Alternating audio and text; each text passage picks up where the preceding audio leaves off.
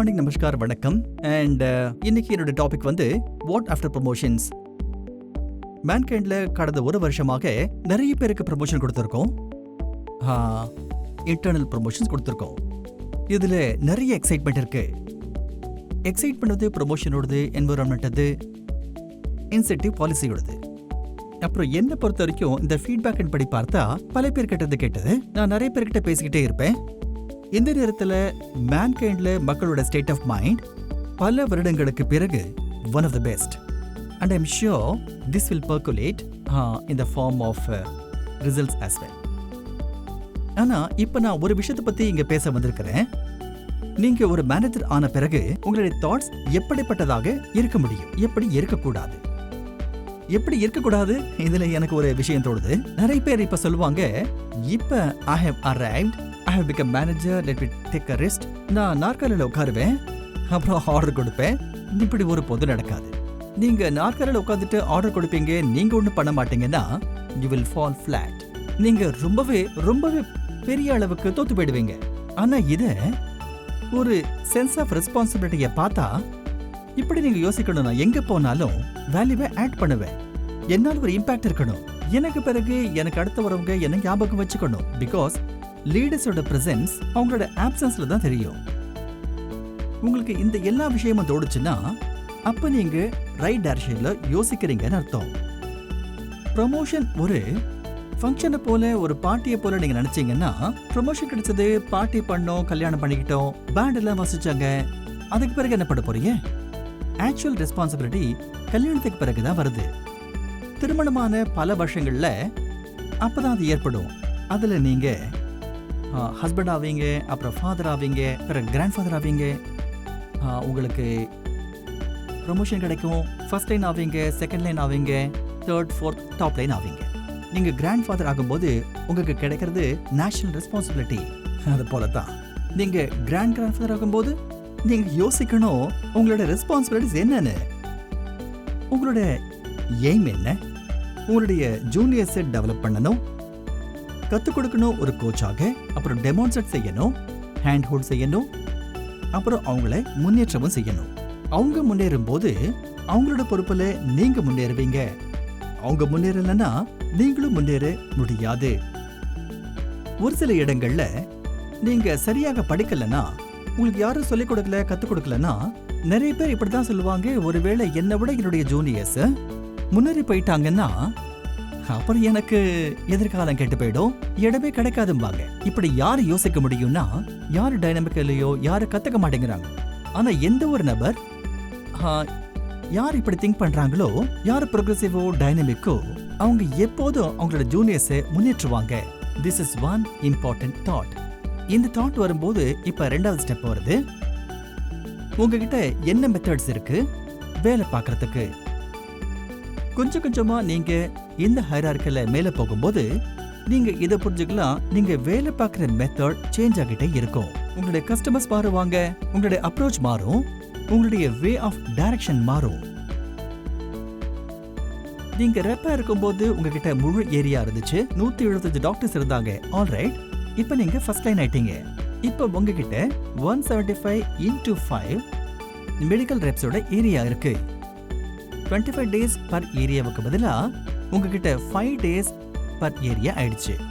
நீங்க second line ஆயிட்டீங்கன்னா இப்ப உங்ககிட்ட 20-25 பேர் உங்க கீழே இருப்பாங்க. அப்ப உங்ககிட்ட இன்னும் குறைவான நாட்கள் தான் இருக்கும் பர் பர்சன் பர் ஏரியா. அதுக்கு மேல போகும்போது இன்னும் குறைஞ்சிடும். For example, if you become a kind of a DSM, அவர்கிட்ட 200 பேர் இருப்பாங்க. உங்கள்கிட்ட ரொம்ப குறைவான நேரம் தான் இருக்கும். ஒருவேளை உங்களுடைய வேலை பார்க்குற ஸ்டைல் பழையபடியே இருந்தா நீங்க எல்லாரையும் பார்க்க விரும்புறீங்க, எல்லா பக்கமும் போக விரும்புறீங்க, அது பழசு. அதனால இது ரொம்பவே இம்பார்ட்டன்ட். நீங்க மேல போக போக நம்மளுடைய கஸ்டமர்ஸ் மாறிடுவாங்க. இது ஒரு சிம்பிள் ரூல். உங்களுடைய நம்பர் 1 கஸ்டமர் யார் இருப்பாங்க? நீங்க மேல போக போக உங்களுடைய இம்மீடியட் ஜூனியர். நீங்க டிஎஸ்எம் இருந்தா ZM, நீங்க NSM இருந்தா பிறகு டிஎஸ்எம். உங்களுடைய இந்த இமீடியட் ஜூனியர், அவருடைய டூர் ப்ரோக்ராம் என்ன, அவர் எப்படி வேலை பார்க்குறாரு, அவருடைய பிரசன்ஸ் எப்படி இருக்கு, அவருடைய சிந்தனை எப்படி இருக்கு, அவருடைய டேட்டா ரீடிங் எப்படி இருக்கு, அவருடைய ரிலேஷன்ஷிப் எப்படி இருக்கு, அவருடைய ஜூனியர்ஸோட அவர் மீட்டிங்ஸை எப்படி நடத்துறாரு, அவர் எப்படி வேலை பார்க்கறாரு, டாக்டர் சேம்பர்ல எப்படி நடந்துக்கிறாரு, அவருடைய வே ஆஃப் திங்கிங் என்ன, இந்த எல்லா விஷயத்திலையும் நீங்க ரொம்ப அதிகமாக ஃபோக்கஸ் செய்ய வேண்டியிருக்கும். இதை எப்படி தெரிஞ்சுக்கிறது? என்கிட்ட இப்ப ஃபார் எக்ஸாம்பிள் 6 ZMs இருக்காங்க. ஃபார் எக்ஸாம்பிள் நான் முதல்ல என்ன செய்வேன், அந்த ZMஸோட அப்புறம் அந்த ராப்ஸோட வேலை பார்ப்பேன். 3 பேர் வேலை பார்ப்போம். நான், என்னுடைய ZM அப்புறம் ராப். அதுக்கு பிறகு நான் அந்த ராப்போட தனியா வேலை பார்ப்பேன். இப்படி நான் சுற்றுவேன். முதல்ல நான் ZM கவர் பண்ணுவேன், அப்புறம் RM கவர் பண்ணுவேன், டைம் எடுத்துன்னு AM கவர் பண்ணுவேன். இந்த கவரேஜின் போது I will meet his juniors, meet medical raps. அப்புறம் அவங்களோட வேலை பார்க்கும்போது I will feel அவரு என்ன காட்டுறாரோ, என்ன மீட்டிங்ஸ் செய்யறாரு, அவருடைய ஏரியால அது நடக்குதா இல்லையான்னு, அவருடைய ராப்ஸ், அவருடைய மேனேஜர்ஸ் அவரை பத்தி என்ன நினைக்கிறாங்க, அவரை பத்தி என்ன ஃபீல் பண்றாங்க, எனக்கு இதை பத்தி எல்லாமே தெரிய வந்துடும். அவங்களோட வேலை பார்க்கும்போது எந்த கேள்வியும் கேட்காமலேயே. Very important. நீங்க மேல போக போக உங்ககிட்ட நேரம் குறைவாயிடும். உங்களுக்கு எப்படி தெரிய வரும் நீங்க என்ன வேலை பார்க்கணும்னு? உங்ககிட்ட என்ன டூல்ஸ் இருக்கு? இதுல மிகப்பெரிய டூல் உங்ககிட்ட இருக்கு டேட்டா. நீங்க டேட்டாவை படிச்சுட்டு போனீங்கன்னா உங்களுக்கு டேட்டா படிக்க தெரியுமா? நீங்க அதோட ஹெல்ப் எடுத்துக்கணும். Then it's a torch in the dark alley. இருட்டான பாதையில இது ஒரு வெளிச்சம் காட்டும் டார்ச். இதை வச்சுட்டு நீங்க முன்னேறி போக முடியும். இல்லாட்டி எப்படி பண்ண முடியும் சொல்லுங்க? என்ன பிரச்சனை நடக்குதுன்னு எப்படி தெரியும்? This is the most important thing. நாம மெடிக்கல் ராப்போட வேலை பார்க்கும்போது ஆஸ் எ ஃபர்ஸ்ட் லைன் நம்ம அதுல என்ன பார்க்கணும், அவர் எப்படி வேலை பார்க்கறாரு. முதலாவதாக நாம அவருடைய டூர் ப்ரோக்ராம பார்க்கணும். எத்தனை கால்ஸ் பண்ணிருக்காரு, எத்தனை கால்ஸ் மிஸ் பண்ணிருக்காரு, அவருடைய சாம்பல் எப்படி பிரசன்ஸ் இருக்கு, அவருடைய புதிய ப்ராடக்ட் சேல்ஸ் எப்படி இருக்கு, அவருடைய ப்ரொடக்டிவிட்டி எப்படி இருக்கு, அவருடைய growth எப்படி இருக்கு. This is how we basically see a medical rap. இது போலவே நம்ம டெஃபினெட்லி நம்ம பார்க்க வேண்டியது இமிடியேட் ஜூனியர்ஸ். அவங்க மீட்டிங்ஸ் எப்படி கண்டக்ட் பண்றாங்க, அவருடைய பிரசன்ஸ் எப்படி இருக்கு, அவர் டஃப் டாக்டர்ஸை எப்படி அப்ரோச் பண்றாரு, அவர் டஃப் டாக்டர்ஸ் கிட்ட போறாரா இல்லையா, அவர் வீக் மெடிக்கல் ராப்ஸ் கிட்ட போறாரா, தன்னுடைய ஜூனியர்ஸ் அனுப்புறாரா. இது நாம அடிக்கடி சொல்லிட்டே இருப்போம். ஒவ்வொரு மீட்டிங்லையும் there should be a method of meritocracy. எந்த 10 பேர் பெஸ்ட், எந்த 3 பேர் பாட்டம்ல இருக்காங்க, அண்ட் வாட் எவர் 5 பேர் பெஸ்டா இருக்காங்க, 3 பேர் பாட்டம்ல இருக்காங்க. அந்த பாட்டம்ல இருக்க மக்களை பார்த்து அவங்க அங்க இருக்காங்கன்னு சொன்னதோட நம்ம ரெஸ்பான்சிபிலிட்டி முடிஞ்சிருதா? அதுக்கு பிறகு ஃபர்ஸ்ட் அண்ட் செகண்ட் லைன் அனுப்புனாங்களா, ஏதாவது பொறுப்பு அவங்க தொழிலையும் போட்டாங்களா? அப்படி இல்லாட்ட அவங்களோட நீங்க உட்காரணும், அவங்களுக்கு புரிய வைக்கணும், வேலை வாங்கணும், அவங்களுக்கு எக்ஸ்ட்ரா டைம் கொடுக்கணும், இம்ப்ரூவ் பண்ண வைக்கணும். இப்படி அவங்க ஏன் பிஹேவ் பண்றாங்க, ஏன் அவங்க இம்ப்ரூவ் ஆகல, இம்ப்ரூவ் ஏன் செய்ய மாட்டேங்கிறாங்க, இந்த எல்லா விஷயங்களையும் ஒரு சீனியர் மேனேஜர் பண்ணணும். அது ரொம்ப நல்லது. அதனால நீங்க உண்மையிலேயே ஒரு பெரிய போஸ்ட் அடைஞ்ச பிறகு உங்களுடைய கஸ்டமர் அப்புறம் மெத்தட நீங்க சேஞ்ச் பண்ணணும். அந்த மெத்தட்ல மிகப்பெரிய மாற்றம். அந்த கஸ்டமர் மீது ஃபோக்கஸ் செய்வதற்கு உங்களுக்கு அந்த கஸ்டமரை பத்தி முழு டேட்டா தெரிஞ்சு இருக்கணும். கடந்த 6 மாசமா, 1 வருஷமா, 2 வருஷமா. இது முதலாவது. இரண்டாவது பாயிண்ட் பேசிக்கலி என்னன்னா, இது உங்களுடைய டேஞ்சபிள் திங்ஸ். இரண்டாவது விஷயம் வர்றது அது இன்டேஞ்சபிள் திங்ஸ் ஆகும். அந்த இன்டேஞ்சபிள் திங்ஸ்ல என்ன இருக்கு? அதாவது நாம உயரும் போது, நாம ஒரு சக்சஸ்ஃபுல் லீடர் ஆகும்போது, நம்ம பெரிய போஸ்டுக்கு வரும்போது, கொஞ்சம் சக்சஸ்ஃபுல் ஆகும்போது, சக்சஸ்ஃபுல் அப்படின்னு எனக்கு பெரிய போஸ்ட் கிடைச்சிருச்சு, then I start exhibiting that. நான் ஷோ ஆஃப் பண்ண தொடங்கிடுறேன். நான் என்னுடைய பவரை வெளிக்காட்ட தொடங்கிடுறேன். ஏன்னா என்னுடைய டெசிக்னேஷன், என்னுடைய பவர் இதெல்லாம் என்னுடைய மைண்டில் வந்துடுது. நான் மக்களுக்கு நான் காட்ட ஆரம்பிச்சிடுறேன். இப்போ நான் இப்படி இருக்கேன், நீங்க இதை சொல்றது கிடையாது, உங்களுடைய பாடி லாங்குவேஜ் காட்டுது, உங்களுடைய டோன்ல அது தெரியுது, உங்களுடைய மற்றவங்கள்ட்ட பேசுற ஸ்டைல் அது தெரியுது. நீங்க எப்போ இப்படி ஷோ ஆஃப் பண்றீங்களோ, வெளிக்காட்டுவீங்களோ, ஆர்டர் பண்ணுவீங்களோ, டாமினேட் பண்ண முயற்சி பண்ணும்போது, தவறான வார்த்தையை பயன்படுத்தும் போது, உங்களை நீங்களே பாராட்டும் போது, யூ பிரைஸ் யுவர் செல்ஃப், என்ன நடக்கும் தெரியுமா? You will get all the negative vibes. உங்களுக்கு எல்லா பக்கத்திலிருந்தும் நெகட்டிவிட்டி கிடைக்கும். ஆனா if your work is speaking louder then whatever you say, உங்களுடைய வேலை அதை காட்டணும். உங்களுடைய வேலை பேசுது, நீங்க பேசுறத விட அது ரொம்ப அதிகம். அப்புறம் மக்கள் மெதுவாக உங்களை தலைவராக ஏற்றுக்குவாங்க, உங்களுக்கு மதிப்பு கொடுப்பாங்க. Please understand this. நாம ஆகும்போது சீனியர், அப்புறம் சக்சஸ்ஃபுல் ஆகும்போது நமக்கு பாராட்டு தேவைப்படுது. நம்மளுக்கு அக்கம் பக்கத்துல இருக்கிறவங்க என்ன பண்ணுவாங்கன்னு, இப்படி நாமே ஆகிறது கிடையாது, நம்மள ஆக்கிடுவாங்க. நம்மள ரிசீவ் பண்ண வருவாங்க, விடுறதுக்காக வருவாங்க, மீட்டிங்ல உள்ள வரைக்கும் கொண்டு போவாங்க, முன்னையும் பின்னையும் 4 பேர் வருவாங்க. இது ரொம்ப பொதுவான விஷயம். If you are very conscious about these things, நீங்க யூனிக் கைண்ட் ஆஃப் லீடரா நீங்க கருதப்படுவீங்க. Really good one. இதுக்கு எதிர் திசையிலும் சில பேர் இருப்பாங்க. உங்களுக்கு மேல இருந்து பிரஷர் வரும்போதெல்லாம், எப்பெல்லாம் எனக்கு ஏதாவது டஃப் டைம் வரும்போது, நான் ஒரு NSMO அல்லது ZMO, this is one trait I have seen.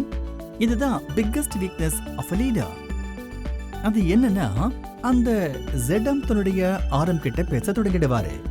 இப்பெல்லாம் நிலைமை ரொம்ப மோசமா இருக்கு, அட்மாஸ்பியர் ரொம்ப மோசமா இருக்கு, எனக்கு நிறைய கேட்க வேண்டியது இருக்கு, சீனியர் இப்படி சொல்றாரு, என்ன இப்படி அப்படி எல்லாம் சொல்றாரு, கம்பெனியோட இந்த பாலிசி சரியானது கிடையாது, யாரும் நான் சொல்றதை கேட்கறது இல்ல. நான் மார்க்கெட்டுக்கு சொன்னேன், அவங்க கேட்கல, நான் எஃப்சிக்கு சொன்னேன், அவங்க கேட்கல. நீங்க இது போல நெகட்டிவ் திங்ஸை உங்க ஜூனியர் கிட்ட பேச தொடங்கினீங்கன்னா அப்ப என்ன ஆகும்? Whole environment becomes negative. இப்ப ஃபார் எக்ஸாம்பிள், ஒரு மாசத்துக்கு பிறகு எல்லாம் சரியாயிடுது. அந்த ஜூனியர்ஸ் நீங்க எந்த முகத்தை வச்சுட்டு பாப்பீங்க? அவங்கள நீங்க 2 மாசம் 3 மாசம் டிமோட்டிவேட் பண்ணிருக்கீங்க. இதுல ரொம்ப சின்ன விஷயங்கள், ஆனா these are the most important things. இது ரொம்பவே காமனான விஷயம்.